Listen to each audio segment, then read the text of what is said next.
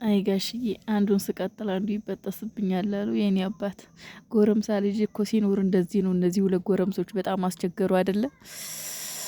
አይ ብሩኬ ግን ማለት ነው በኋላ እኔ የለውበትም። ሀይምዬ ከቆረጠች ችግር እንዳይፈጠር አሁን ላይ ነገሩን መቀበል ያለብህ አንተ ነህ ብዬ አስባለሁ።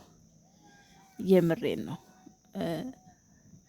አንቺ እንዲህ አርገሽ አና ብድር እየተመላለሳችሁ ነው እንዴ? እሷ በማላቀው ነገር እንደዛ እምቢ ብላኛለችና እኔም እንደዛ አረጋለሁ ነው እንዲህ ሁኔታ እኮ እንደዛ መሰለ። ቡቡዬ ምን አስበህ ነው እንዴ? ኧረ በመድኃኒዓለም በቃችሁ። የምር ይበቃችኋል። የምር አሁን እኮ አማችዬው ብሩኬ እኮ በቃ አሁን እየተለመንክ እኮ ነው እንዴ?